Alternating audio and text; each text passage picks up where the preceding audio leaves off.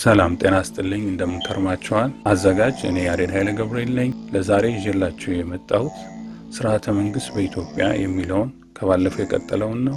መልካም ቆይታ። እንግዲህ ዛሬ የምንጀምረው ከባለፈው የቀጠለውን ይሆናል። ይህም ስርዓተ መንግስት በኢትዮጵያ በሚለው ዛሬው ክፍል 2 ነው። እንግዲህ ባለፈው የተነጋገርነውን ጥቂት እናንሳና ከዛ በኋላ ወደ ዛሬዎቹ ፕሮግራሞች እንሄዳሉ። በተለይ ትንሽ ማብራሪያ የሚያስፈልጋቸው ነገሮች ስላሉ ማለት ነው። እንግዲህ ባለፈው ያነሳነው ስርዓተ መንግስት ስንል ወይም ፖለቲካ ስንል ምን ማለት ነው፣ ስርዓተ መንግስት ማለት ነው ብለን አንስተናል። በራሳችን ቋንቋ ወይም በአማርኛ ስንተረጉመው ማለት ነው። እና ስርዓተ መንግስት ከእግዚአብሔር ለሰው ልጅ በጸጋ የተሰጠ እንደሆነ እግዚአብሔር ለሰው ልጅ እዚችን ምድር ይመራት ዘንድ ለአዳም ይገዛ ዘንድ የሰጠው እንደሆነና ከራሱ ከባህሪው በጸጋ ለአዳም የሰጠው መሆኑን ተነጋግረናል። እንግዲህ እነዚህ ደግሞ ለሰው ልጆች ሁሉ ወይ አዳም ልጆች ሁሉ ይህ ጸጋ እንደተሰጣቸው የሚያሳይ ነው። ለዚህ ደግሞ ሰዎች ራሳቸውን ይገዙ ዘንድ፣ ቤተሰባቸውን ይገዙ ዘንድ፣ ማህበረሰቡን ይገዙ ዘንድ የተሰጣቸው ጸጋ ነው ማለት ነው።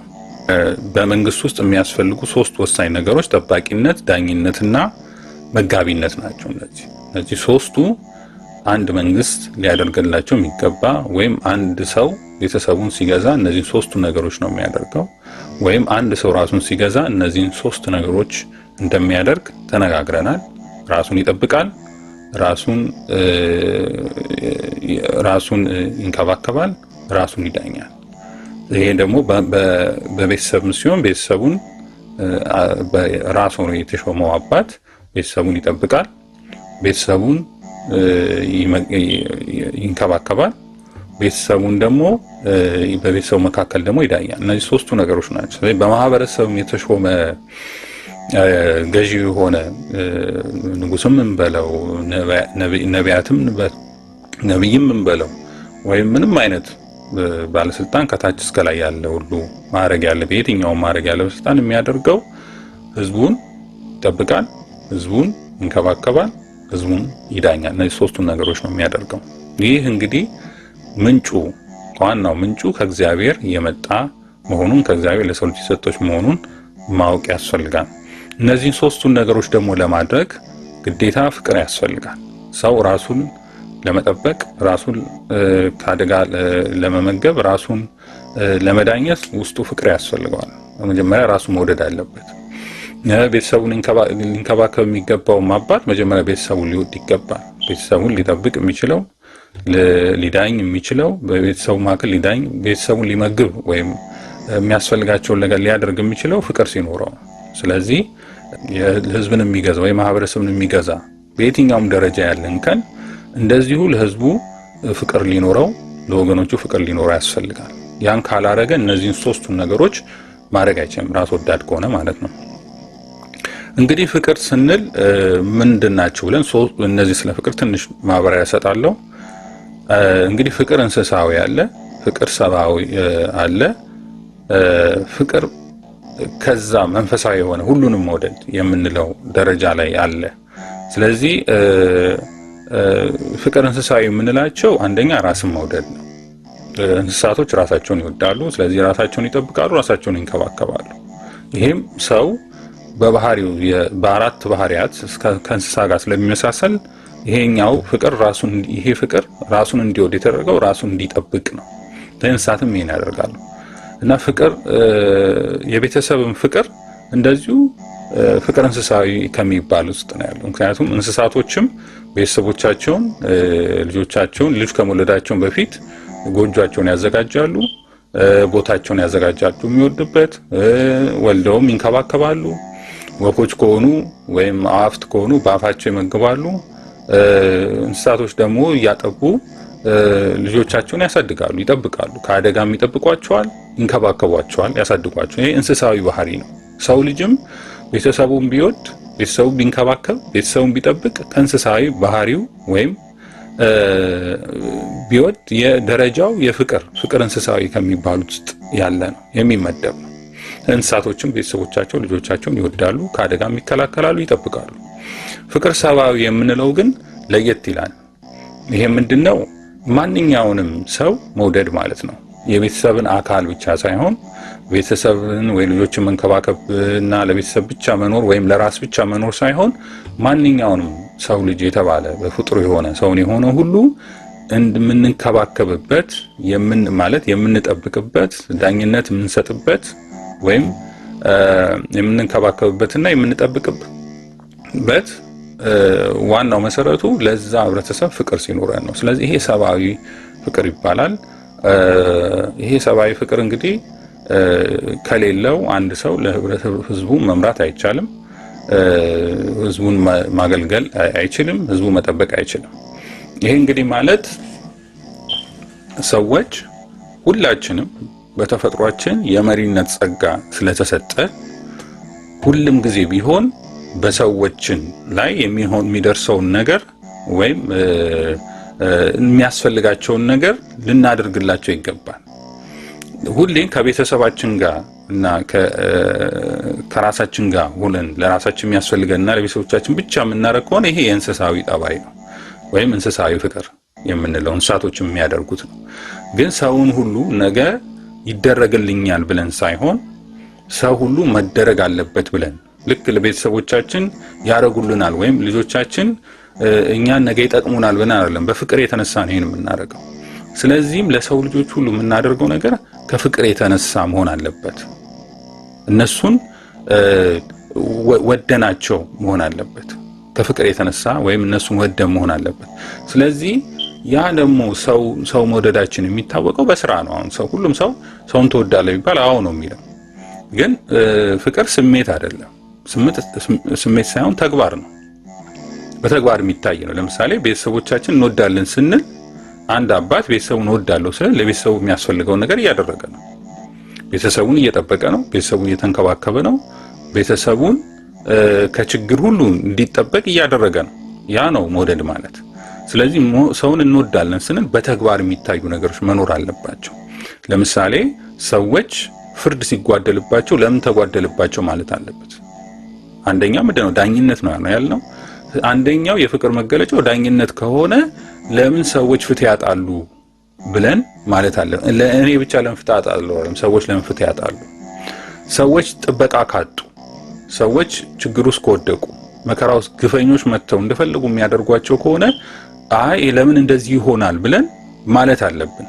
ያን ስልን ነው ሰው መውደዳችን የሚታወቀው። ሰዎች ሲራቡ፣ ሰዎች ሲራቆቱ፣ ሰዎች ሲቸገሩ ስናይ ለምን ተራቆቱ፣ ለምን ተራቡ ብለን የተራቡትን ምናበላ፣ የተቸገሩ የተራቆቱን ደግሞ ምናለብስ ከሆነ ያ ፍቅር ለሰዎች መኖራችን ያስታውቃል እንጂ ዝም ብለው እኔ ሰውን ወዳለሁ ብሎ ነገር የለም። ይህን ካላደረግን ገና በእንስሳዊ ጸባይ ውስጥ ነው ያለነው ማለት ነው። ፍቅራችንን ፍቅረ እንስሳዊ ነው። ለቤተሰባችን ስናደርገን ሰው ሆነን ማለት አይደለም። ለራሳችን ስለተንከባከብን ሰው ሆነን ማለት አለ። ምክንያቱም ይሄን እንስሳቶችም ያደርጉታል። ምክንያቱም ሰው ማለት 7 ማለት ነው። 7 ባህሪ ያለው ማለት ነው። ስለዚህ አንድ ሰው ሆነ የሚባለው 7ቱንም ባህሪያት በትክክል መጠቀም ሲችል ነው። 4ቱን የስጋ ባህሪያት ወይም ከ3ቱ ደግሞ የነፍስ ባህሪያት። ስለዚህ እነዚህ ለአራቱ ለስጋ ባህሪያት የሚያስፈልጉን ነገር ብቻ የምናደርግ ከሆነ ከዛ ብቻ ተነስተን የምናደርግ ከሆነ ልክ እንደ እንስሳቶች ከዛ ባህሪያቸው ምንኖር ከሆነ እንደ እንስሳት ወይም እየኖርን ነው እንጂ ገና ሰው አልኖርንም። ግን ለሰው ማሰብ ስንጀምር፣ ለሰው ደግሞ ሰውን መውደድ ስንጀምር፣ ይሄ ማለት ደግሞ ለሰዎች ፍትህ እንዲያገኙ ስናደርግ፣ ጠላት እንዳያጠቃቸው ወይም ግፍ እንዳይሰረባቸው ስንጠብቃቸው እና ከዛ እንክብካቤ ስናደርግላቸው ነው እንግዲህ እኛ ሰው መሆናችን የሚታወቀው። ለዚህ ነው ዳዊት ከመሞቱ በፊት ሰለሞንን ሰው ሁን አለው። እንግዲህ ሰው ሆኖ ሳይሆን ቀርቶ አይደለም በስጋ ግን ሰው ሁን ማለት ሰብአዊ ሁን ወይም ሰውን ሁሉ ውደድ ወይም ራስ ወዳድ አትሁን። እንስሳቶች ናቸው ራስ ወዳድ፣ ቤተሰባቸውን ብቻ ወደው ለልጆቼ ብቻ የሚል እንስሳቶች ናቸው። ከዛም በወለጠ ሰውን ሁሉ ውደድ። ሰው ሁሉ ለምን ይራባል በል፣ ሰው ሁሉ ለምን ይጠማል በል፣ ሰው ሁሉ ለምን ፍትህ ያጣል በል፣ ሰውን ሁሉ ለምንድነው ዳኝነት የሚያጣው በል ወይም ሰውን ለምን ይራቀታል ለምን ይራባል በል ህዝብህን ደግሞ ጠብቅ። ስለዚህ ይህ የሚሆነው ራስ ወዳድነትን አስወግደን ሰው መሆን የምንጀምረው ራሱ ሰውን ወደን። ስለዚህ ይሄ ለሁላችንም የተሰጠ ነው። ስለዚህ ዝም ብለው መሪዎች ብቻ እዛ ላይ ስለተቀመጡ አይደለም፣ የመሪው ኃላፊነት ነው ብለን ምን ተወው ነገር አይደለም። ስለዚህ እኛም ራሱ እያንዳንዱ ሰው ኃላፊነት አለበት ለዚህ እንጂ መሪዎቹ ይሄን ካላደረጉ ወይም እንትን ያለበዛ ከመሃላችን መሪ ሊወጣ አይችልም ወይም ገዢዎች ሊወጡ አይችሉም። ስለዚህ ለነሱ ብቻ አሳልፈን የምንሰጥ ሳይሆን እኛ ራሳችን መሆን አለብን። ለምሳሌ አሁን የሙሴን ታሪክ ስናይ ሙሴ ለምን ተበደለ ስላለ ነው የእግዚአብሔር የተመረጠበት ምክንያት ለምንድነው ብሎ በዳዩን እዛው ስለገደለው ነው አይደለ? ለምን እሱን በደል ያደርስበታል ብሎ ስላለ ነው። ይህም በሚያደርግ ጊዜ ራሱ ከቤተ መንግስት እንደሚባረክ ከቤተ እንደሚወጣ ያውቃል ቢሰማበት። ስለዚህ ያም ነው የሆነው። ግን እግዚአብሔር ደግሞ የመረጠው ራስ ወዳድ ስላልሆነ ከራሱ በላይ ለሰው ልጅ ርህራሄ ስላሳየ ስለ ወገኖቹም ርህራሄ ስላሳየ ለምን ይበደላሉ ለምን ግፍ ይሰራሉ ብሎ ስላለ ነው እግዚአብሔር የመረጠው። ስለዚህ ሰዎች ራሱ ሊመረጡ የሚችሉት በእግዚአብሔር ዘንድ በጎ የሆኑ ሰዎች ከራስ ወዳድነት በላይ የሆነ የሰውን መውደድ ፍቅር ያላቸው ሲሆኑ ነው። ስለዚህ ሁሉም ሰው ዝም ብሎ መንግስት መጠበቅ ብቻ ሳይሆን መንግስት ስርዓት ወይም ስርዓተ መንግስት ጥሩ የሆነ መንግስት ሊመጣልን የሚችለው ወይም ጥሩ የሆነ ገዢ ሊመጣልን የሚችለው እኛ መጀመሪያ ሆኖ ይሄንን ነገር አውቀን በራሳችን በተግባር ማድረግ ስንችል እኛ ያገባንም ስንል አይደለም። እኛ ያገባን ሰዎች ሲበደሉ ያየን ዝም ብለን እንዳላየ ምንሆን ሰዎች ሲራቁ አይ እኛ እስካልተነካን ድረስ ብለን የምንል ከሆነ ራሱ ስርዓተ መንግስቱ ልናገኘው አንችልም። እኛ ያልፈለግነውን እንዴት ሊመጣልን ይችላል? እኛ ባልፈጸምነው እንዴት ሌላ ሰው ይዞልን ሊመጣ ይችላልና እንደዚህ አይነት ህዝብ ስንሆን እግዚአብሔር ራሱ ጥሩ የሆነውን አገልጋይ ያመጣልናል። ራሱ የሆነው ምክንያቱም ራሱ ሰው ለሰው ስንራራ እሱም ይራራልናል። ለሰው ቅን ስንፈርድ እሱም ይፈርድልናል። ለሰው ጥበቃ ስናደርግ እሱም ይጠብቀናል። ስለዚህ ይሄን ማወቅ ያስፈልጋል።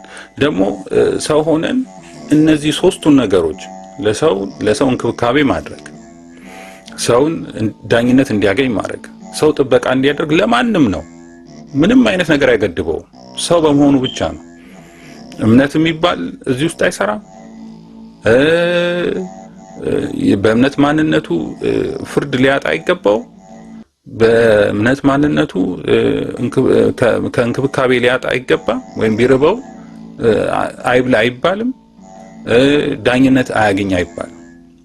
በእምነትም ቢሆን ሰውየው እንኳን መጥፎ ባህሪ ቢኖረው እንኳን ይሄን አናደርግም። ምክንያቱም እንዳልነው ይሄ ጸጋ እግዚአብሔር ስለሆነ እግዚአብሔርም ለሰዎች ይሄንን ሲያደርግ ፍርድ ሲያደርግ ሲመግብ ሲጠብቅ ሁሉንም ነው የሚጠብቀው። ስለዚህ ፍትሐ ነገሥት ላይ ራሱ ስለ ምጽዋት በሚናገርበት ሰዓት ላይ ምጽዋት ማለት ልክ እንደ እግዚአብሔር መሆን ነው ይላል። ስለዚህ ለበደለኛውም ለክፉም ለደጉም ሃይማኖት ለሌለውም ላለውም ሁሉ ምጽዋት ትመጸውታለህ። ስለዚህ ይሄ ከእግዚአብሔር የሆነ ለሰዎች የተሰጠ ስለሆነ ይሄን ለሁሉም አይከለከልም። ምናልባት አብሮ መጠጣት በአዲስ እንደተናገረው ለምሳሌ አብሮ በጓደኝነት መጠጣት እሱም ሌላ እምነት እናንተን እምነት ሊያጠፋ የሚመጣ ከሆነ ወይም የሐሰተኛ ስብከት ይዞ የሚመጣ ከሆነ አብራችሁ አትብሉ፣ አብራችሁ አትኑሩ፣ ከማላችሁ ለዩ፣ ክፉን ከማሉ ለዩ እያለ ቅዱስ ጳውሎስም ያስተማረበት የተናገረበት አለ። ይሄን ልናደርግ እንችላለን፣ ግን ፍትህ ልንነፍገው ግን አንችልም። ወይም ቢራብ ቢጠማ ግን አይሆንም ልንለው አንችልም። አንተ ከሌነህ ልንለው አንችልም። ወይም ዳኝነት ቢያጣ ይሄ አንተ እንደዚህ ከሆነ ልንለው አንችልም። ክፉ ሰው እንኳን ቢኖር በዳኝነት ነው አይደል? ፍትህ ማለት ምን ዳኝነት ነው። ስለዚህ አንድ ሰው በደል እንኳን ቢበድል ዳኛ ፊት ቀርቦ በፍትህ ነው እንጂ የሚወሰንበት በጋራ ዝም ብሎ አይ እሱ እኮ እንደዚህ አድርጓል ተብሎ አይደረግም። ይሄ ነውር ነው። ስለዚህ ፍትህ ማግኘት አለብን ስንል ለማንኛውም ለሰው ለሆኑ ሁሉ ነው ይሄን የምናደርገው። ለምሳሌ ክርስቶስ ስለ ፍቅር ሲያስተምር ጠየቁት። ባልንጀራህን እንደራስህ አድርገህ ውደዱ ሲላቸው ማን ነው ባልንጀራችን ብለው አይሁዶች ጠየቁት። እነሱ የፈለጉት እስራኤላውያን ናቸው ባልንጀሮቻችሁ ወይም አይሁዶች ናቸው ባልንጀሮቻችሁ ወይም እንዲሏቸው ነበር የፈለጉ። ግን እነሱ እንዲህ አላለም። ክርስቶስ ያለው ምሳሌ ሰጣቸው። አንድ ሰው ነው ያላቸው። አንድ ሰው በመንገድ ሌቦች ደብድበው ወድቆ ነበረ ብሎ ያን ምሳሌ ተናግሯል። ከዛ በኋላ እያንዳንዱ ሰው እንዴት አጥቶ መጨረሻ መጥቶ ሳምራዊ መጥቶ እንዳነሳው ይናገራል። ይሄ ማለት አንድ ሰው ነው ያለው። አንድ እስራኤላዊ አላለም፣ ወይም አንድ አይሁዳዊ አላለም። አንድ ሰው ነው። ስለዚህ ሰው ልናደርገው የሚገባ ባልንጀራን ውደድ የሚለው ማንኛውንም ሰው የሆነ ሁሉ እነዚህን ሶስቱን ነገሮች እንድናደርግለት ነው። ምክንያቱም ሰው ልጅም ሁሉ የሚፈልገው እነዚህን ሶስቱን ነገሮች ነው። ጥበቃ ይፈልጋል፣ ፍትህ ይፈልጋል፣ ዳኝነት ይፈልጋል፣ ከዛ ላይ እንክብካቤ ይፈልጋል። የሚበላውን የሚጠጣውን ሌሎች ነገሮችን ይፈልጋል። እና ይህንን ሶስቱን ነገሮች ማድረግ እንዳለብን ማወቅ ይኖርብናል። ስለዚህ ይህንን ስናደርግ ደግሞ ሰው በመሆኑ ብቻ ነው ይሄንን ፍትህ የምናደርግለት። ምንም አይነት ነገር ማስገባት አንችልም። እንግዲህ ለዛሬው ከባለፈው የቀጠለው ፕሮግራማችን ጋር ስንሄድ ኢትዮጵያውያን ጠብቀው ያቆዩ ሰብአዊ መንግስት መቼ ተጀመረ ወይም ስርዓተ መንግስት መቼ ተጀመረ የሚለው ይሆናል። ጆን ባንዲዮ የተባለ ታሪክ ጸሐፊ ኢትዮጵያውያን ሀገርን የመሰረቱ፣ ፍትህን የመሰረቱ፣ ሃይማኖትን የመሰረቱ፣ ለዓለም ያስተዋወቁ እነሱ ናቸው ብሎ ተናግሯልና እንግዲህ ኢትዮጵያውያን ይሄ ከየት እንዳመጡት ምንጩን ነው የተናገርነው። ስርዓቱን ከእግዚአብሔራዊ እንደሆነ ጠቅላላ የሆነውን ነገር ነው ያነሳነው። ለሰው ሁሉ የሚሆነውን ነገር ነው ያነሳነው። ስለዚህ ይሄን ነገር እንዴት ወደ ኢትዮጵያውያን እንዴት ገባ የሚለው እናነሳለን። እንግዲህ የምናነሳው ታሪክ ስለሆነ መጀመሪያ ስለ ታሪክ ማወቅ ያለብን ነገሮች አሉ። ብዙ ሰው የሚምታታበት በተለይ ኢትዮጵያን ታሪክ እናነባለን ብለው ሰዎች የሚምታታበት ዋና ዋና ምክንያቶች አሉ። እነዚህም በደንብ ግልጽ እናድርገው። ለምሳሌ አንዱ ከአንዱ የተጋጨ ነው፣ አንዱ ከንቱን የተለያየ ነው። በኢትዮጵያ ይሄን ሳነብ ይሄን ያገኘሁት፣ ይሄን ደግሞ ሳነብ ይሄን ያገኘሁት ያሉ የሚምታታባቸው አሉ። እሱ ምክንያቱም በደንብ እናነሳለን ለምን እንደዛ እንደሆነ። የኢትዮጵያን ታሪክ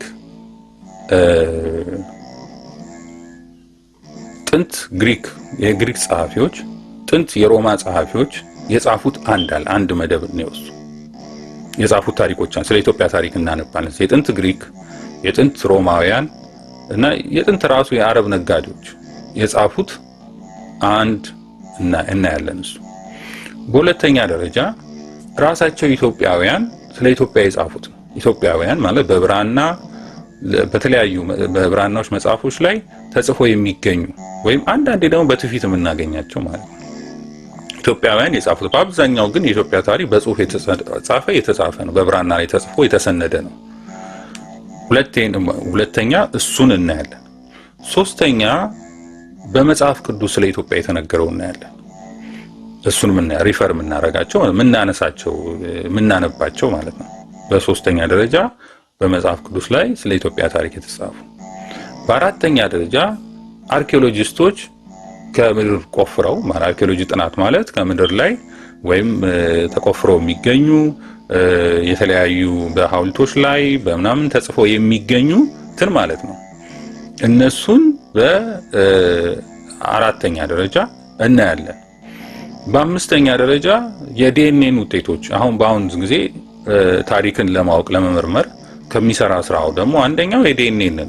ከዛ ላይ ሳምፕል እየተወሰደ ጥንት የሚገኙ አጽሞችን ወይም ከመቃብር ውስጥ የሚገኙ አጽሞችን የዲኤንኤናቸውን እየወሰዱ ከጸጉራቸው ሊሆን ይችላል፣ ከተለያየ ነገር ከአጥንታቸው ሊሆን ይችላል እየወሰዱ የሚመረምሩበት ማለት ነው። እሱ በአምስተኛ ደረጃ እነዚህን እናስቀምጣለን። እነዚህ ሁሉ አምስቱም ተመሳሳይ ናቸው፣ በጣም ተመሳሳይ ናቸው። ስለ ኢትዮጵያ የሚናገሩት በጣም ተመሳሳይ ተቀራራቢ ነው። መጽሐፍ ቅዱስ የሚናገረው የጥንት የግሪክ ጸሐፊዎች፣ የሮም ጸሐፊዎች፣ አረብ ጸሐፊዎች የጻፉት፣ ሌላው ደግሞ ኢትዮጵያውያን ራሳቸው በብራና የተጻፈው መጽሐፍ ቅዱስ ላይ የተጻፈው፣ አርኪኦሎጂስቶች መርምረው ያወጡት በድንጋዮች ላይ ምናምን ተጽፎ የተገኙት ማለት ነው። ከዛ በኋላ የዲኤንኤ ደግሞ ሪዛልቱ እነዚህ አንድ ላይ አንድ አይነት ነገር ነው የሚያወሩት። ሌላው ከዚህ ከሮም ውድቀት በኋላ ከጨለማው ዘመን ከአውሮፓውያን በኋላ የመጡት በአብዛኛው ቅኝ ለመግዛት የመጡት አፍሪካን ቅኝ ለመግዛት የመጡት እነሱ የጻፉት ታሪክ ነው አውሮፓውያን። እነዚህ ከጻፉት ከነዛኞቹ ይለያል። እነዛኞቹ ከጻፉት እነዚህኞቹ ነው የሚለየው። ብዙ የማይመሳሰሉ ነገሮች የምናገኛቸው ነገሮች እነዚህና እነዚህ ናቸው። በአብዛኛው ቅኝ ገዢዎች ከጻፉት ጋር ነው ይሄኛው የማይገናኘው። አለመታደል ሆኖ ኢትዮጵያ ውስጥ ደግሞ በትምህርት ሲስተም ውስጥ የገባው ይሄ የቅኝ ገዢዎቹ ስርዓት ነው። ምክንያቱም ትምህርት ቤቱን የከፈቱት እነሱ ናቸው። ኢየሱሳውያን የተባሉ የካናዳ ኢየሱሳውያን ነው አዲስ አበባ ዩኒቨርሲቲንም የከፈቱት ትምህርቱን ማስተማር የጀመሩት።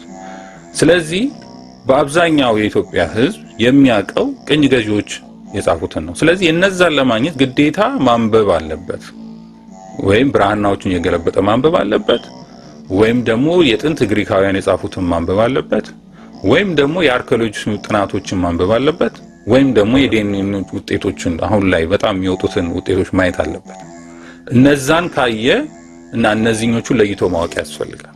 ስለዚህ እነዚህ የቅኝ ገዢዎቹ በአብዛኛው እዚህ ያሉ ብዙ ስህተቶች አሉት።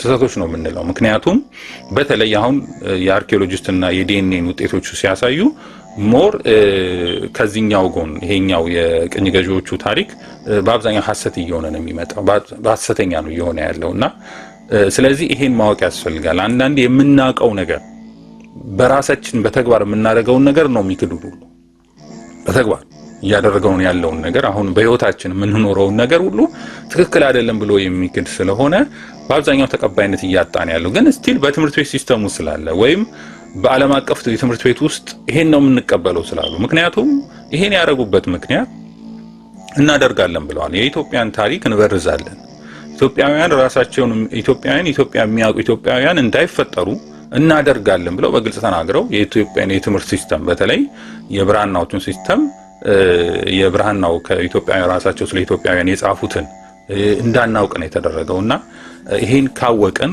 የሁለቱን መጀመሪያ ልናነብስልን ታሪክ ማን የጻፈው፣ ጸሐፊው መቼ ነው የተጻፈው፣ የት ሀገር ሰው ነው ብለን ለይተን ማወቅ ያስፈልጋል።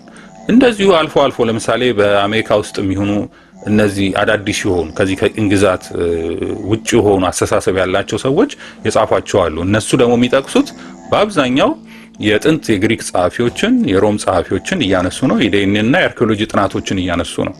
እንደነ ዱርሴላ ያሉ ባለፈው የጠቀስኩላችሁ ጆን ባልዲዮ አይነት እነሱ የጻፉት ደግሞ ከነዛኛዎቹ ከጥንት ጸሐፍቲዎቹ አምጥተው ስለሆነ እነሱን ስናነብ እናገኛቸዋለን። በተረፈ ግን በዚህ በትምህርት ሲስተም በአካዳሚ ውስጥ ያለው በአብዛኛው ከነዛኞቹ ጋር በጣም የተለያየ ሆኖ እናገኘዋለን።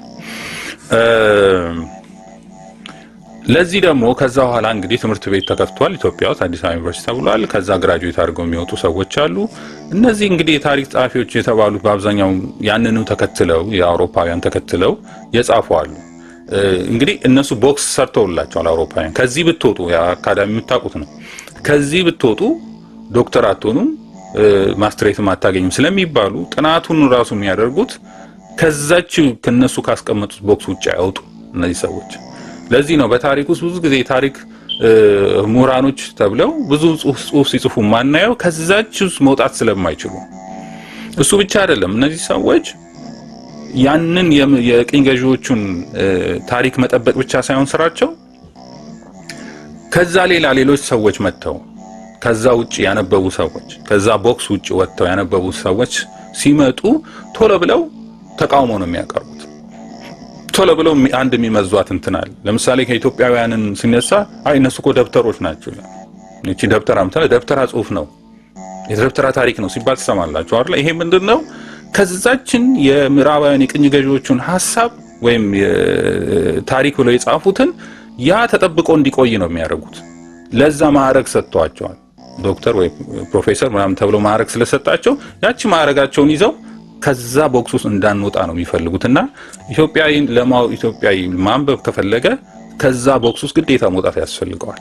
ከዛ ከቅኝ ገዢዎች ከጻፉት ጽሑፍ ውስጥ ከዛ ፍሬም ውስጥ መውጣት አለበት እና ሁሌ የሚሉት ስለዚህ አባቶቻችን ምዕራባውያን ገና በዋሻ ውስጥ እየኖሩ በኢትዮጵያ ውስጥ የትምህርት ሲስተም ነበር እና ይሄ አፈታሪክ ነው ምናምን የሚሉት ነገር ሊሆን አይችልም። ጽሁፍ እያለ ስነ ጽሁፍ እያለ የትምህርት ሲስተም እያለ አባቶቻችን ስለ ከዋክብት እያጠኑ አባቶቻችን ስለ ቀን አቆጣጠር እያጠኑ አባቶቻችን ስለ ስዕል አሳሳል እያስተማሩ ስለ ስነ ጽሁፍ እያስተማሩ ስለ ስነ ህንጻ እያስተማሩ ስለ መድኃኒት ቅመማ እያስተማሩ ስለ ዜማ እያስተማሩ በነበሩበት ጊዜ እነሱ በዋሻ ውስጥ ነበር የሚኖሩት። ስለዚህ እነሱ በምን ሞራላቸው ነው መተው እኛን የእናንተ ታሪክ አፈ ታሪክ ነው የሚሉ? ይሄን እንዴት ልንቀበለው ቻልን ነው። ስለዚህ ዋናው ነገር እዛ ጋር የተሰራው ስራ በዚህ በዩኒቨርሲቲ ብለው ከፍተው ታሪክ ብለው ያስተማሩትን ውሸት እንዳይወጣ ስለሚፈልጉ ቶሎ ብለው አፈ ታሪክ ነው እንትን ነው ምንድነው የደብተራ ታሪክ ነው ብለው ነው ቶሎ ብለው እንትን የሚሉትና እሱን ነገር ማወቅ ያስፈልጋል። ከዛ ቦክስ ውስጥ ካልወጣን በስተቀር የኢትዮጵያን ታሪክ ልንረዳው አንችልም። ስለዚህ አሁን የምንነሳው መጀመሪያው የኢትዮጵያውያን አባት ስለሆነው መልከጼዴቅ ነው። ከመልከጼዴቅ ነው የምንነሳው። ከውሃ ጥፋት በኋላ እነዚህ ሶስት የኖህ ልጆች ሴም፣ ካም፣ ያፌት በመጽሐፈ ሄኖክ ላይ ምንድነው የሚለን? መጽሐፈ ሄኖክ ምዕራፍ 31 ላይ ሴም፣ ካም፣ ያፌት የተለያየ ዝርያ ነው ያላቸው። ሴም፣ ካም፣ ያፌት አሁን እስካሁን ድረስ የዚህ የተሳሳተውን ነገር የሚነግሩን ሴም፣ ካም፣ ያፌት ወንድማማቾች ናቸው። ሴም፣ ካም፣ ያፌት የቋንቋ ልዩነት አልነበረም። ምክንያቱም በዛ ምክንያት የቋንቋ መከፈል አልነበረም። ሴም፣ ካም፣ ያፌት በመጽሐፈ ሄኖክ 31 ላይ የዘር ልዩነት አላቸው። የዘር ልዩነት ማለት ምን ማለት ነው? ዘር ማለት ምን ማለት ነው? ነገድ ማለት ምን ማለት ነው? ቋንቋ ማለት ምን ማለት ነው? እነዚህ ሶስቱ የተለያዩ ናቸው። ሰው በዘሩ አንድ ሆኖ በነገዱ ሊለይ ይችላል። ሰው በቋንቋው አንድ ሆኖ በዘሩ በነገዱ ሊለያይ ይችላል። ሰው በነገዱ አንድ ሆኖ በዘርና በቋንቋው ሊለያይ ይችላል። ስለዚህ ነጥላችሁ ዘር ማለት አካላዊ ማንነት ነው። አካላዊ ማንነት ነው ወይም ባዮሎጂካል አይደንቲቲ ነው ዘር ማለት። ነገድ ማለት በአባት የሚቆጠር ነው። ከሌን ወለደ እየተባለ የአባት ብቻ እየተቆጠረ የሚሄድ ነው ነገድ ማለት። ቋንቋ ማለት ደግሞ መግባቢያ መነጋገሪያ ነው። ሰዎች ቋንቋቸው ተለየ ማለት ዘራቸው ተለየ ማለት አይደለም። ሰዎች ቋንቋቸው ተለየ ማለት ነገዳቸው ተለየ ማለት አይደለም። ይሄ ማወቅ ያስፈልጋል። ይሄ የሚታይ የሚዳሰስ ነው፣ እውነት ነው። በእያንዳንዱ ይሄንን መዝገበ ቃላት ላይ ገብተን ስናይ የሚሰጠን ይሄ ነው። ስለዚህ ሰዎች በቋንቋ ስለተለያዩ በዘር ይለያያሉ ማለት አይደለም፣ በነገድም ይለያያሉ ማለት አይደለም። ይሄ ኢትዮጵያ ውስጥ የመጣ አንደኛው ትልቁ ውሸት ነው። ስለዚህ መጽሐፈ ሄኖክ ላይ ምዕራፍ 31 ላይ ሴም፣ ካም፣ ያፌት የተለያዩ ናቸው። ሴም እንዳባቱ ነው፣ እንዳባቱ ነጭ ነው። ካም ደግሞ ጥቁር ነው። ያፌት ደግሞ ቀይ ነው ይለናል። ኖህ እንዴት የነጭ ቀለም ሆኖ እንደተፈጠረ ቆዳ ወይም ከለር ይዞ እንደተፈጠረ እዛ መጽሐፈ ሄኖክ ላይ አለ። ከዛ በፊት ያልነበረ መልክ ነው ይለናል መጽሐፈ ሄኖክ ላይ። ለዛም አባቱ እንደደነገጠ ባየው ጊዜ ተናግሯል። ስለዚህ ሴም፣ ካም፣ ያፌት ምክንያቱም በዛ ወቅት የወደቁት መላእክት ሰውን አቢዩዝ ያደረገው የዘሩን አቢዩዝ ስላደረጉ ለዛም ከነሱ ከመላእክቶቹ ናቸው ይሄን ያደረጉት ብሎ ለሄኖክ እንደጠየቀው ይነግረናል መጽሐፍ ቅዱስ ላይ እና መጽሐፈ ሄኖክ ላይ። ስለዚህ አዲስ ዘር ነው ማለት ነው፣ የማያውቁት ነው። ስለዚህ ሴም እንዳባቱ ነጭ ነው ይላል፣ ካም ጥቁር ነው ይላል፣ ያፌት ደግሞ ቀይ ነው ይላል። ስለዚህ በዛን ወቅት የቋንቋ መለየት አልነበረም። የቋንቋ መለየት የመጣው በባቢሎን ዘመን ነው። ስለዚህ ሰዎች በሴም፣ በካም፣ ያፌት በቋንቋ ሊመደቡ አይችሉም። ይሄ ትልቅ ውሸት ነው። ለምን እንደተባለን በኋላ እናመጣዋለን። ለምን እነዚህ ፖለቲከኞች ወይም እነዚህ ቀኝ ገዢዎች ለምን ይሄን እንዳሉ ያሉበት ምክንያት ኢትዮጵያ ውስጥ የመጡ አንተ ኩሽ ነህ፣ አንተ ሴም ነህ፣ አንተ ያፌት የሚሉት ለምን እንደሆነ በኋላ እንመጣበታለን። ስለዚህ ይሄ ሶስቱ ዘሮች ሶስቱ ነው የተፈጠሩት ዘሮች ኖህ ምንድነው ያደረገው? ሶስቱ እርስ በርስ እንዲጋቡ ነው ያደረገው። ምክንያቱም ልክ አዳምን መጀመሪያ ቃየልና ያቤልን እንዲለያዩ አድርጎ የያቤልን መንታ ለቃየል የቃየልን መንታ ለአቤል እንዳረገው ሁሉ ኖህ እነዚህም ሶስቱ ዘሮች እርስ በርስ እንዲጋቡ ነው ያደረጋቸው። ሆን ብሎ ያደረጋቸው አለ፣ ያልተጋቡ አለ፣ ግን ሆን ብሎ ያጋባቸው እስከ 10 ትውልድ ድረስ ያጋባቸዋል እርስ በራሳቸው እንዲጋቡ ማለት ነው። የንውረድ መጽሐፍ ላይ ይሄን ነገር አስቀምጠዋል። እርስ በራሳቸው እንዲጋቡ አድርጓቸዋል። ምክንያት አለው ይሄን ያደረገበት ምክንያት። ስለዚህ 10ኛው ትውልድ ላይ መልከጸዲቅ ተወለደ ማለት ነው። 10ኛው ትውልድ ላይ መልከጸዲቅ ማለት የጻድቅ መልክ ማለት ነው። እነዚህ ሶስቱ ቀጥታ ትርጉሙ ማለት ነው። መልክ ማለት መልክ ነው፣ ጻድቅ ማለት ጻድቅ ነው፣ መልከጸዲቅ ነው። እነዚህ ሶስቱ መጀመሪያ የሆነውን የአዳምን መልክ ወይ የአባቶቹን መልክ አይመስሉም ነበር ሶስቱም የተለያዩት። ስለዚህ እነዚህ ሶስቱ እንዲጋቡ በማድረግ እንዲዋለዱ በማድረግ ማለት የኩሽ ሴምን ልጅ ነው ያገባው፣ ሴት ልጅ ነው ያገባው። ከዛው ላይ ያለውን የያፌትን ነው ያገቡት። እንደዛ እያደረጉ እስከ መልከጸዲቅ ድረስ መጣ ማለት ነው። መልከጸዲቅ በነገድ ስንሄድ በወንድ ስለሆነ በአባት ስለሆነ የሚቆጠረው ካም ኩሽ እያልን ልንሄድ እንችላለን። ካም ኩሽ ሳባ እያልን ወደታች እንወዳለን። ለዛ ነው በነገድ ሲቆጠር ከካም ከኩሽ ከሳባ ወገን እየሆነ የሚመጣው ማለት ነው መልከጸዲቅ እንጂ እርስ በርስ ተጋብቶ የጻድቅ መልክ ወይም አሁን ኢትዮጵያውያን ያለንን መልክ በአዳም መልክ ስለሆነ መልከጸዲቅ ተሆነ። ምሳሌውም አዳም ነው፣ በኋላ ምሳሌውም የክርስቶስ ነው። ስለዚህ ይሄ መልከጸዲቅ ለሁሉም ለሶስቱም ዘሮች ንጉስም ካህንም እንዲሆናቸው ኖህ ለሴም ያዘዘው ይነት ከሁላቸውም የተሻለ ስለሆነ ይሄን በመጽሐፈ ቀለምኒጦስ ዘሮም ገጽ 51 ላይ እናገኘዋለን። እስቲ እናንብበው ትንሽ። እንግዲህ ኖህ ሊሞት ሲል ሴምን ይጠራውና ይሄንን ነገር ይነግረዋል ማለት ነው። ሴም ልጁንም ሴም እንዲህ ሲል አዘዘው፣ ስጋዬን በምድር ቅበር፣ ወደ መዳኛው ታቦት ግባና መዳኛውን ታቦት ያለው የመርከቡን ግባና ማንም ሳያይ የአዳምን አባታችንን ስጋ አውጣ፣ ስንቅንም አዘጋጅ፣ ይህንንም ማንንም አይወቅ። መልከጸዲቅም ካንተ ጋር ውሰደው፣ አብልጦ እግዚአብሔር መርጦታልና፣ ከናንተ ሁሉ አብልጦ እግዚአብሔር መርጦታልና። አንተም አባታችን አዳምን ስጋ ተሸከም፣ በምድር ማህል ስትደርስ በዚያ የአባታችንን የአዳም ስጋ ቅበር። መልከጸዲቅም አዳም በተቀበረ ቦታ አስቀምጠው፣ ከአዳም ስጋ ፊት ለእግዚአብሔር ይገዛ ዘንድ ወደ ምድር ማህል ስትጓዙ የእግዚአብሔር መልአክ ይመራችኋል። ከፊት ለፊታችሁም እየተጓዘ ጎልጎታ ከተባለ ቦታ ያደርሳችኋል። በዚያም የእግዚአብሔር ኃይል ይታያል ይላል። እንግዲህ ይሄን ያዘዘው ነው ለሴም ነው። ስለዚህ መልከጸዲቅ ከሁላችሁ በላይ እግዚአብሔር መርጦታልና ካህንም ንጉስም እንዲሆን ማለት ነው። መርጦታልና የአዳም ናዝ ብቻ አይደለም፣ አዳም ለሔዋን የሰጣትን ገጸ በረከት ዕጣን፣ ወርቅ፣ ከርቤ እንግዲህ በኋላ ሰባ ሰገል ይዘው እንደሄዱ ወደፊት እናየዋለን በኢትዮጵያ ታሪክ ላይ ስንመጣ። ይሄንን ይዞ እነዚህ እሱንም ይዞ የአዳምንም አጽም ይዘው ሄደው እዛ ቦታ ላይ ጎልጎታ የተባለ መላእክት እየመራቸው ሄዶ እዛ ጎልጎታ ላይ ያስቀምጣሉ ማለት ነው። ከዛ በኋላ መልከጸዲቅ እዛ ሆነ፣ እዛው ተቀመጠ ማለት ነው።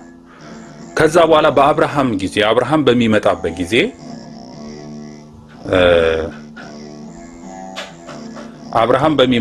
ጊዜ ወደ መልከ ጸዲቅ ይሄዳል። ወደ መልከ ጸዲቅ በሚሄድበት ጊዜ እንግዲህ ከረጅም ጊዜ በኋላ ነው። መልከ ጸዲቅ እዛው ተቀመጠ፣ በዋሻው ነው። ልክ እንደምን ኩስና ጸጉርህን እንዳይቆረጥ ጥፍሩንም እንዳይቆረጥ ተደርጎ ነው እዛ የተቀመጠው፣ ያዳጽምም እየጠበቀ ማለት ነው። ከዛ ለአብርሃም ወደ መልከ ጸዲቅ በሄደ ጊዜ ወይም አብርሃም እንግዲህ ቤተሰቦቹ ዘሮቹ ሁሉ ጣዖት አምላኪ የነበሩ ናቸው። ወደ መልከ ጸዲቅ ይመጣና መልከ ጸዲቅ ይባርከዋል። እሱ ከ10 1 ይሰጠዋል። መልከ ጸዲቅ ደግሞ ለክርስቶስ ምሳሌ የሆነውን ወይን እና ህብስቱን ይሰጠዋል፣ ማለት ያቆርበዋል ማለት ነው። ከዛ በኋላ የዛኔ መልከ ጸዲቅ ይገለጣል። በዛ አካባቢ ያሉ ነገስታቶች ሁሉ ተሰብስበው ወደ መልከ ጸዲቅ ይመጣሉ ማለት ነው። ከዛ በኋላ የሚያስፈልገው ልክ እንደ አብርሃም እየባረካቸው የሚያስፈልገው ነስታ ይሄን ታሪኩን በዛው ላይ እናነባዋለን። እስቲ እናንባው። አብርሃምም መልከ ጸዲቅን ባየው ጊዜ በዚሁ በተመሳሳይ መጽሐፍ ነው፣ በመጽሐፈ ቀለምኒጦስ ዘሮም ላይ ነው የምናገኘው። አብርሃምም መልከ ጸዲቅን ባየው ጊዜ ከሱፊት የስንዴ ህብስትና የተጣራ ወይን ጭማቂ አቀረበለት። በዚህም ጊዜ መልከ ጸዲቅ አብርሃምን ባረከው፣ ስለሱም ወደ እግዚአብሔር ማለደ። በዚህም ጊዜ እግዚአብሔር ጠጉሩን እንዲላጭ ጥፍሩንም እንዲቆረጥ ለመልከ ጸዲቅ ነገረው። እሱም የታዘዘውን አደረገ።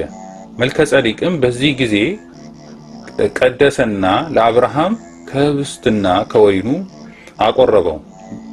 አብርሃምም በበኩሉ ለመልከ ጸዲቅ ካለው ሀብት ሁሉ 1/10ኛውን ሰጠው።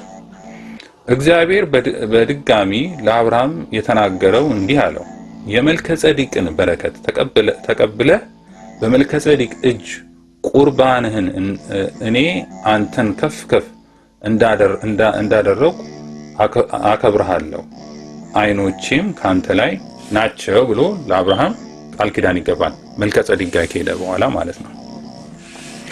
እንግዲህ ይሄኛው ታሪክ አሁንም ይቀጥልና ስለዚህ ነገስታቶቹ መተው በዛ አካባቢ የነበሩ ወይም በዛ አካባቢ የሚባሉ ትልቁ በማዕከለኛው የዓለም ክፍል ያሉ ወይም በእስራኤል አካባቢ በኢየሩሳሌም ዙሪያ ያሉ ነገስታቶች ሁሉ ይህን ሰምተው መጡ። ልጄ ቀለምኒጦስ ይላል ሆይ የነገስታቱም ሁናቴ እገልጽልሃለሁ። እኒህ ከላይ ስማቸው የተዘረዘሩ ነገስታት በየበኩላቸው ወደ የአገራቸው አብሯቸው ይሄን ዘንድ የእግዚአብሔር ካህን የሰላም ንጉስ የሆነውን መልከ ጸዲቅ ለመኑት። ንግግሩን ሰምተው አክብረውታልና መልከ ጸዲቅ ግን እግዚአብሔር በዚህ ቦታ እንዲቀመጥ ስላዘዘው ለመሄድ እንደማይችል ነገራቸው። ነገስታቱ በዚህ ጊዜ ተመካከሩና ቤተ መቅደስ በገንዘባቸው እንዲሰሩ ወሰኑ። መቅደስንም ሰርተው ለመልከ ጸዲቅ አስረከቡት። መልከ ጸዲቅም መቅደሱን ኢየሩሳሌም አላት ይላል። ስለዚህ መጀመሪያው ቤተ መቅደስ የተሰራው በኢየሩሳሌም ለመልከ ጸዲቅ ነው። ከዛም ከተማንም ገነቡለት፣ ኢየሩሳሌም የምትባለውን ከተማ ማለት ነው። ከዛ በኋላ እሱ ንጉስ ሆኖ ለሴም ለካም ለያፌት ዘሮች ሁሉ ንጉሰ ነገስት ሆኗቸው የመጀመሪያው የተሾመው ራሳቸው ነው የሾሙት። ንጉስ ሆነ ይሉታል እና ብለው የሾሙት መልከ ጸዲቅ ነው። ከዛ ስርዓት ነው እንግዲህ ተመልሶ በተለያዩ በኢትዮጵያ ታሪክ መጽሐፍቶች እንደምናየው ለምሳሌ የኢትዮጵያ ታሪክ በአምስቱ ህግጋት የሚለው መጽሐፍ ላይ ብናይም ሃይማኖታችንንም መንግስታችንን የምንጀምረው ከመልከ ጸዲቅ፣ ንቡረድ ኤርሚያስ በጻፉት መጽሐፍም ሃይማኖታችንንም መንግስታችንን የምንጀምረው ከመልከ ጸዲቅ።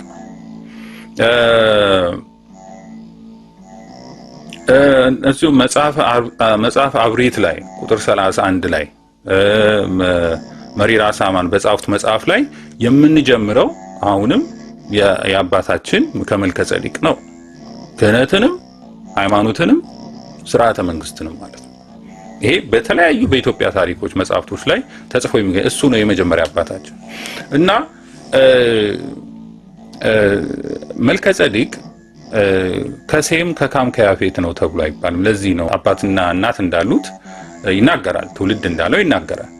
ግን መልከ ጸዲቅ ከሴም ከካም ከያፌት ነው ተብሎ አይባልም። ለዚህ ነው እነሱ በነገዳቸው ከሴም ነን ከነገዳቸው ከያፌት ነን ስለሚሉ መልከ ጸዲቅ ግን እንደዛ አልተባለም። ለዚህ ነው አባትም እናትም የሉትም የተባለው ያን ነው ብለው ንቡረድ ኤርሚያስ ያስረዳሉ። ኢትዮጵያውያንም እንደዛ ነው። ለዚህ ነው ከሴምም ምናልባት ሙሉ ነጭ አይደለንም፣ ሙሉ ጥቁርም አይደለንም፣ ወይም ቀይም አይደለንም። ስለዚህ ኢትዮጵያውያን ከአንድና ከአንድ አባት ተወልደው ሶስት አይነት መልክ ያላቸው ናቸው። የኢትዮጵያውያን ጥቁር አለ፣ የኢትዮጵያውያን ጠይም መልክ አለ፣ የኢትዮጵያውያን የቀይ ዳማ አለ።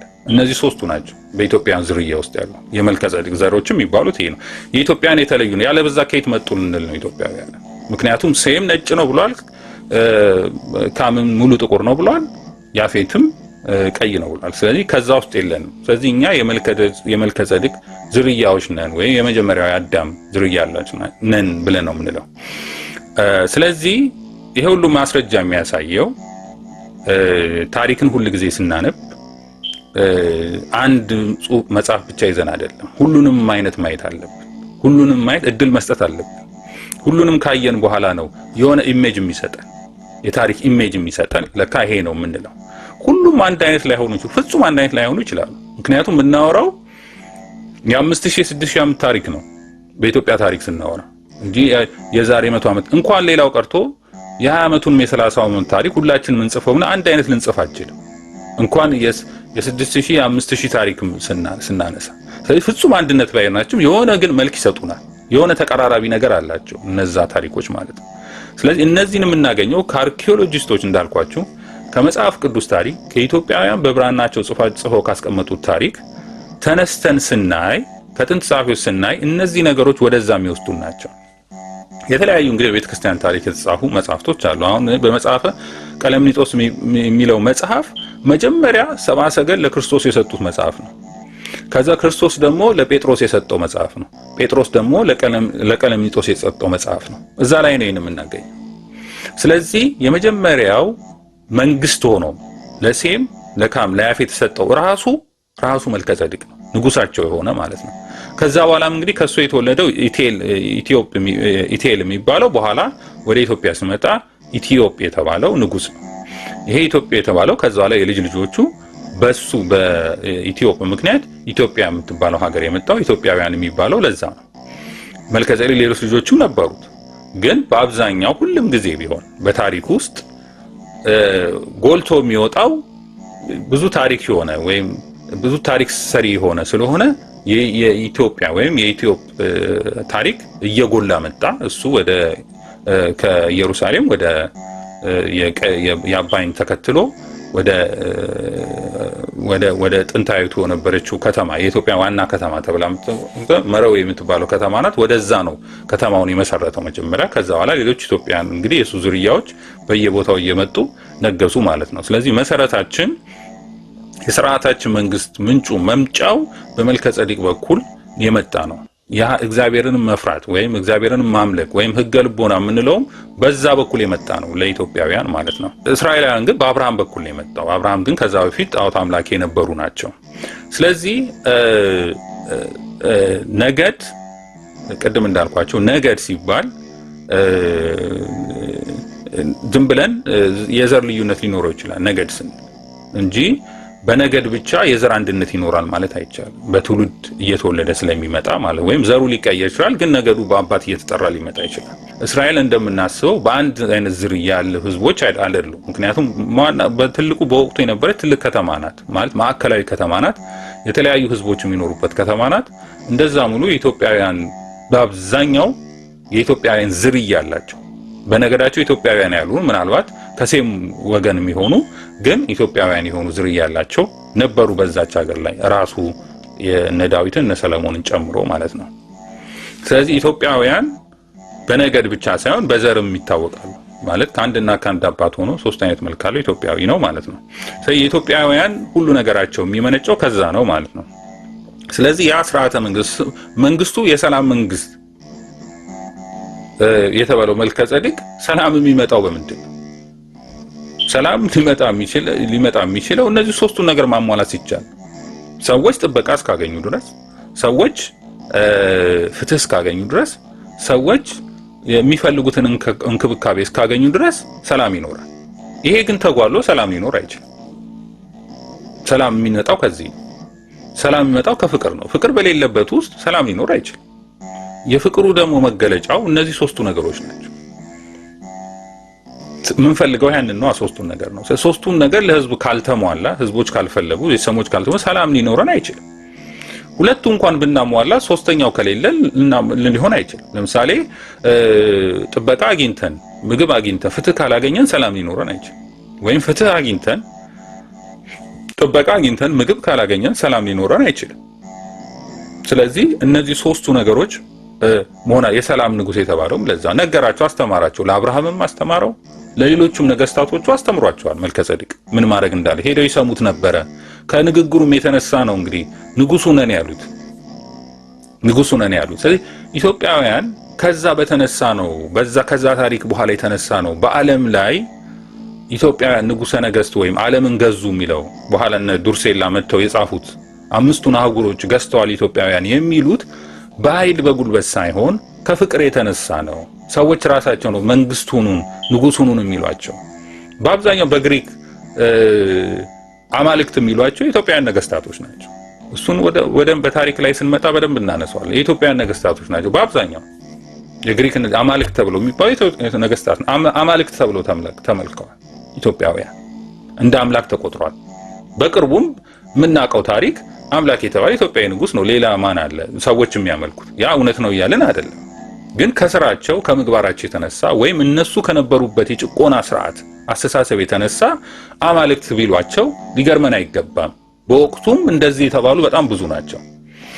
ለምሳሌ ሙሴ ለእስራኤላውያን አንተ አምላካቸው ነህ ብሎታል። ስለዚህ አማልክት አምላክ ሲባል ሌሎች ጣዖት አምልኮት ሳይሆን በእግዚአብሔር ስርዓት የተገዙ በእግዚአብሔር መንግስት ይሄዱ ፍጹም ፍቅር ያላቸው ህዝባቸውን በሰላም ያስተዳደሩ አማልክት ተብለዋል። ሙሴ እንደዛ ነበር። ፍጹም ለህዝቡ ፍቅር ያለው ስለነበረ ለዛውም እነሱን ከምታጠፋቸው እኔና ከህይወት መዝገብ አጥፋኝ ብሎ የለመነ ስለሆነ ሙሴ ምን ያክል ፍቅር እንዳለው ነው የሚያሳይ።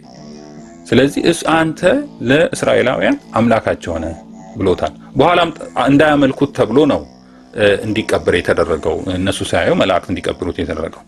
ስለዚህ የምናየው ምንድነው? አስተሳሰቡ፣ አመለካከቱ። አሁን ታሪኩ እንዴት መጣ ነው?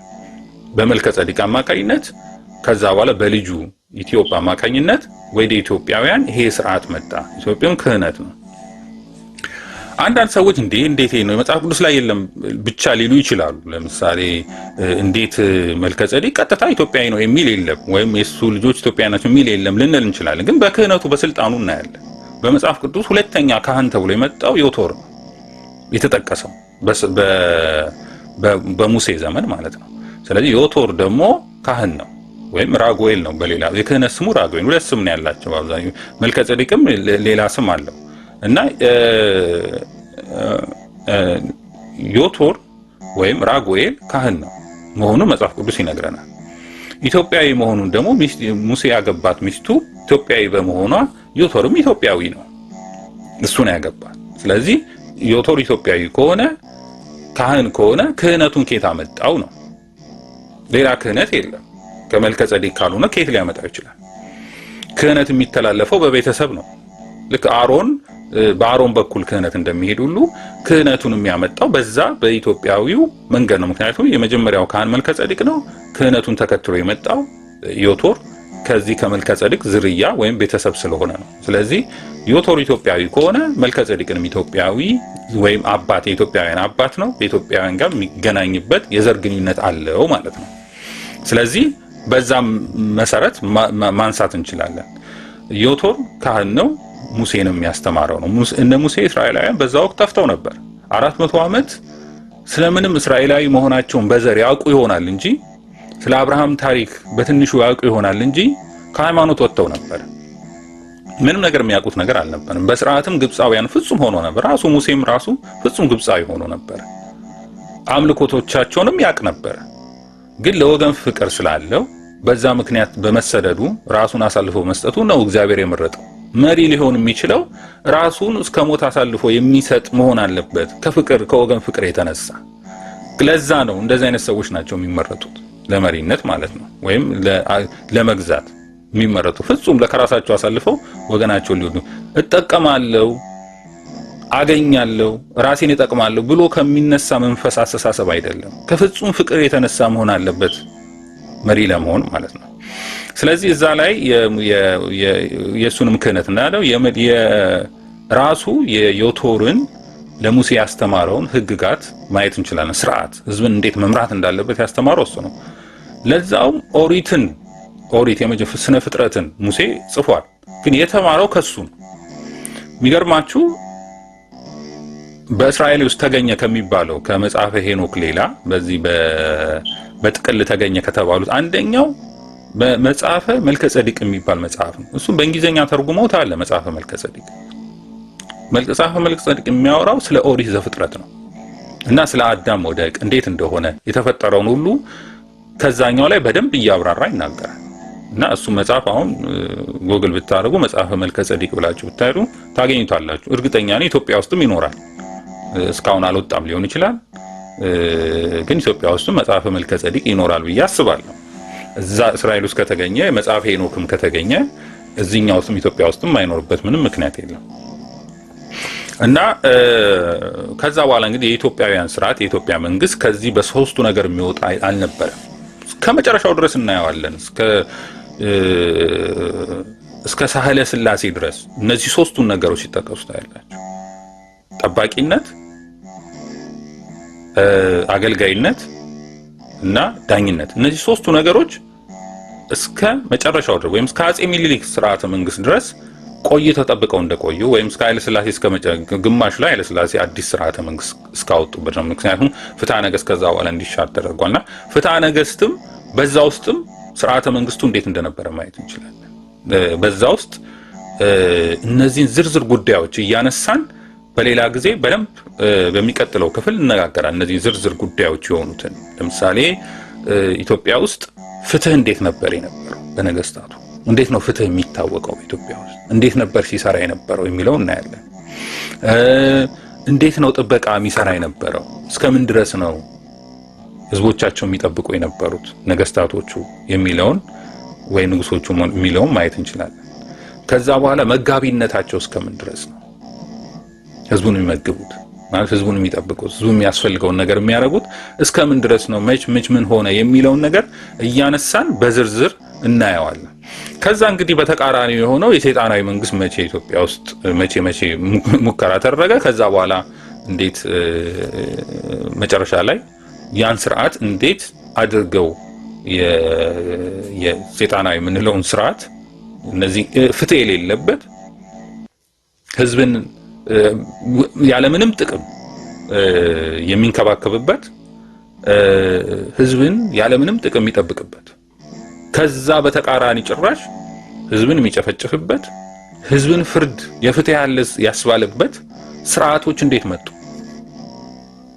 እነዚህ እንዴት መጡ ብለው እንዴት መጡብን የሚለውን እናየዋለንና መጀመሪያ ግን በተከታታይ የኢትዮጵያውያን መንግስታት ንጉስም ሊሆን ይችላል፣ ባላባትም ሊሆን ይችላል፣ አጼዎችም ሊሆን ይችላል፣ መሳፍንቶችም ሊሆን ይችላል። በየትኛው በማረግ እንከን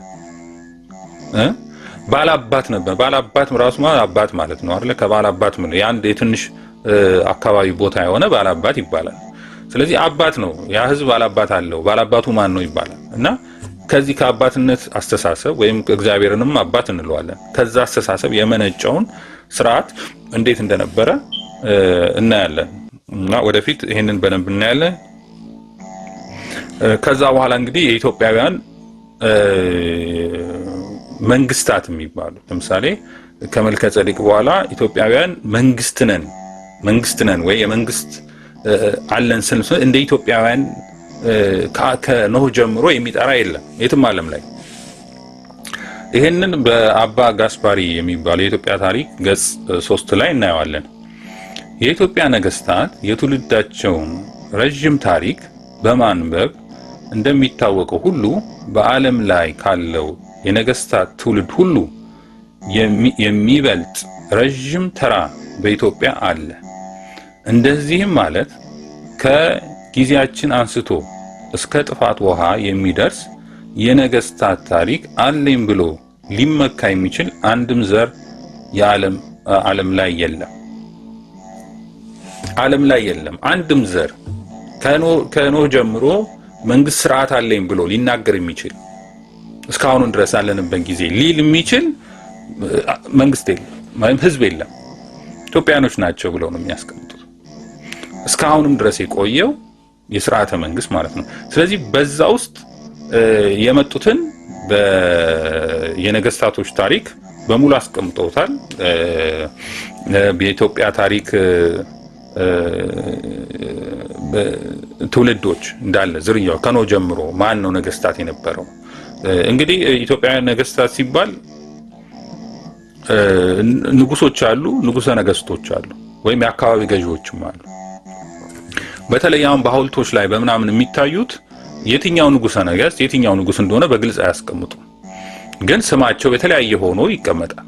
ስለዚህ በየትኛው መጽሐፍ ለምሳሌ በዚህ በኢትዮጵያ ታሪክ ገጽ ለአባ ጋስፓሪ የተባሉት ከጻፉት መጽሐፍ ላይ ኑቢያ በተክለ ጻዲቅ መኩሪያ የተጻፈው ኑቢያ የሚለው መጽሐፍ ብናይ፣ የመሪራ ሳማን መጽሐፍ አብሪት ላይ ብናይ፣ ሌሎቹም ብናይ የነገስታት ታሪኮችን ይናገራሉ። ከዛ አንስተው ማለት ነው ከሌ ነገሰው። ስለዚህ ይሄ እነዚህ ነገስታቶች ደግሞ በእንዳለ በሚድል ኢስት የምንለው ወይም የኢትዮጵያን ግዛት የሚባለው አሁን ባለንበት አይደለም።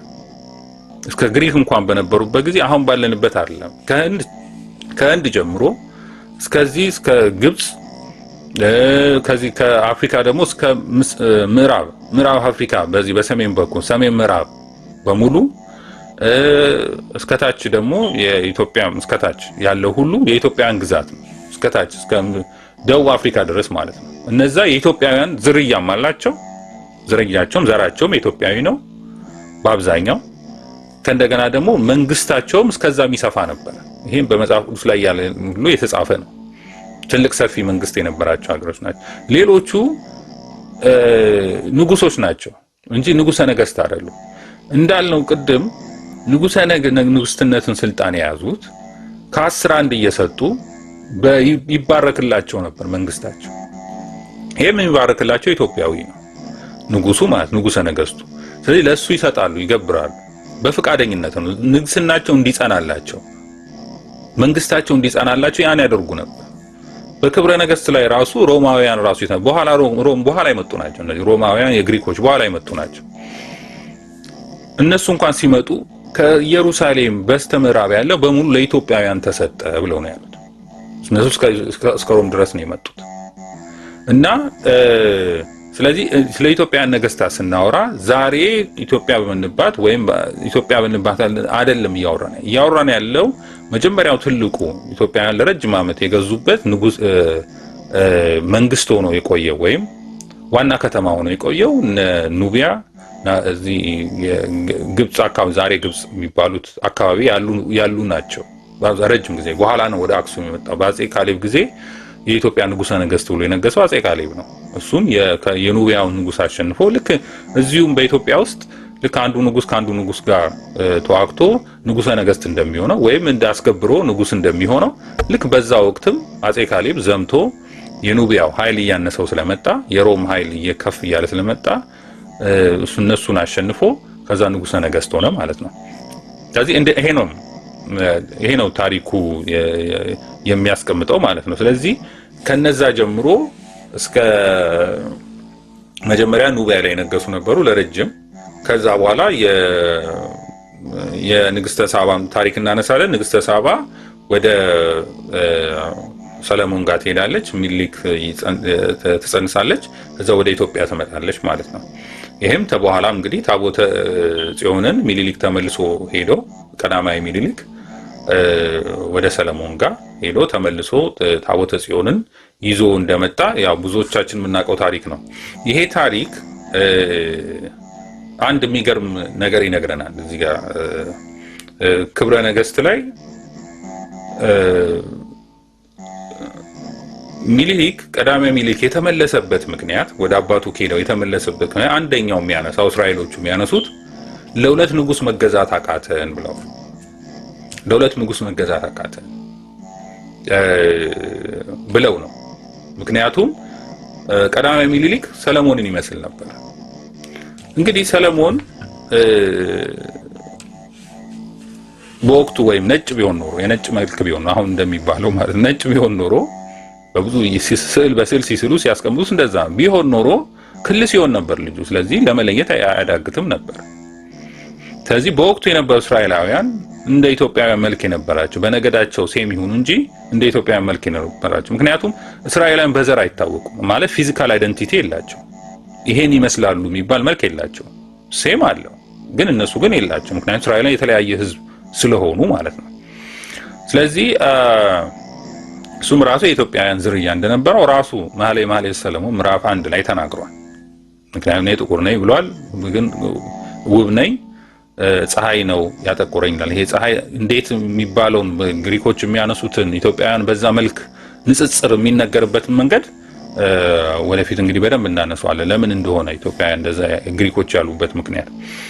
ስለዚህ ሰለሞን በዛ ምክንያት አንተን ስለሚመስል ሁለት ንጉስ መገዛት አንችልም፣ ስለዚህ ወደ ሀገሩ ወደ እናቱ ሀገር ስደደው ብለው እንዲሰደድ ወደ ሀገሩ እንዲመለስ ያደረጉት እዛ ያሉ እስራኤሎች ምክንያታቸው አንደኛ ያነሱት ትመሳሰላላችሁ ወይም ለሁለት ንጉስ ሁለቱ ወይም ልጅና አባት መመሳሰላቸው ነው ብለው ያነሳል ክብረ ነገስት ላይ ማለት ነው። አንዳንዴ እንግዲህ ኢትዮጵያ ውስጥ የሰለሞን ልጅ ሚኒሊክ መጥቶ በእናቱ ቦታ ከመንገሱ በፊት ኢትዮጵያውያን ወደ 50 የሚጠጋ ነገስታቶች እንደነበሩት ከ52 በላይ ነገስታቶች እንደነበሩ በዚህ የኢትዮጵያ ታሪክ ገጽ የኢትዮጵያ በአባ ገስፓሪ ላይ ተነግሯል። ማለት ሀረጋቸው የነገስታት ሀረጋቸው በሚጠቅሰው መጽሐፍ ላይ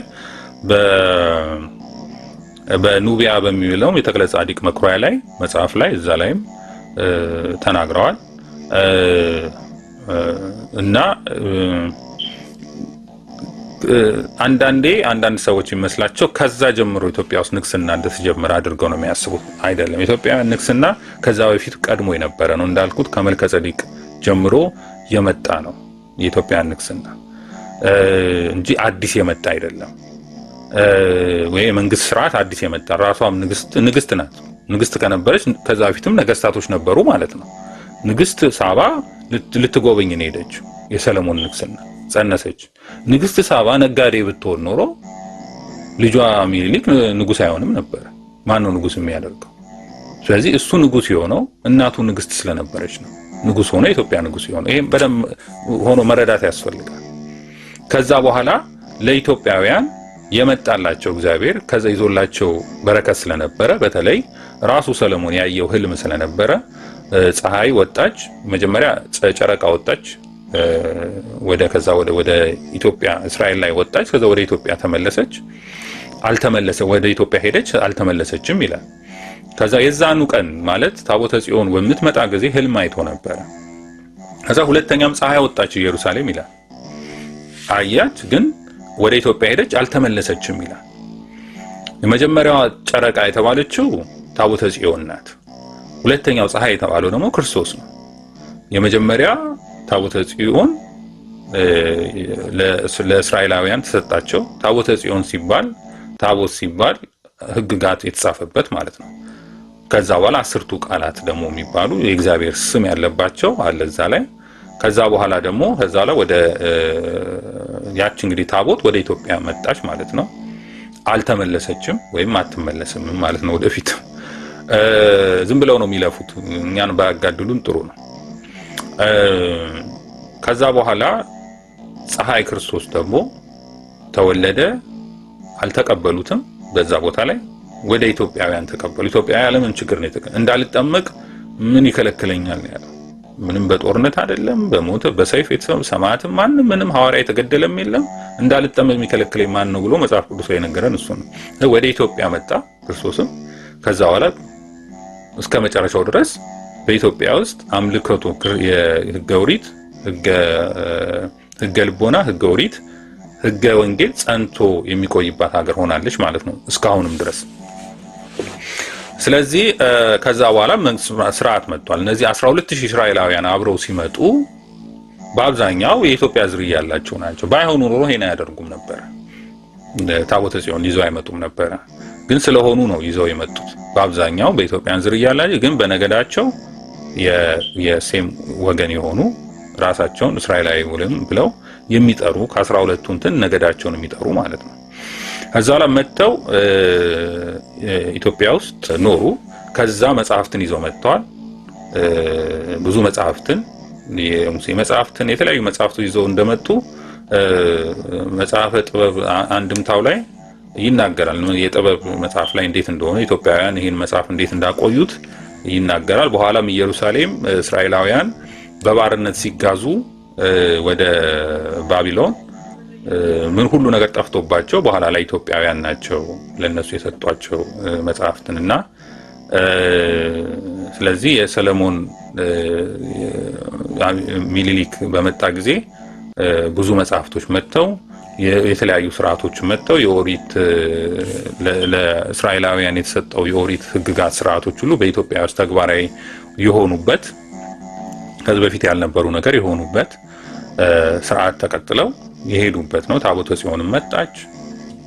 ከዛ በኋላ እስከ ክርስትና እስከሚመጣ ድረስ ደግሞ ያው ክርስትና ሲመጣ ደግሞ ያለምንም ችግር ከዕጣን ከርቤ እሱን ከመስጠት ጀምሮ ስጦታን ከማቅረብ ጀምሮ ኢትዮጵያውያን ተሳታፊዎች ነበሩ። ኢትዮጵያውያን ነገስታት ማለት ነው። ይሄ ሁሉ የምንናገረው ምንድነው? እነዚህ የሥርዓተ መንግስት ከታሪካችን ጋር ተለይ የማይለይና አመጣጡም ይሄ መልክ እንደሆነ እስከ ቅርብ ጊዜ ቆየም ስርዓት በዛ መንገድ እንደሆነ ማየት ለመናገር ከታሪክ ወደ ኋላ ሄደን እንድናየው ብዬ ነው። እንግዲህ የሚቀጥለው እንዴት ተግባራዊ ሆኖ እናያለን። ለዛሬ እዚህ ጋር ይበቃናል። እስካሁን ስለተከታተላችሁን ምስጋና አቀርባለሁ። እግዚአብሔር ይስጥልኝ። ሃሌሉያ ሰላም ለኪ ኦ ማርያም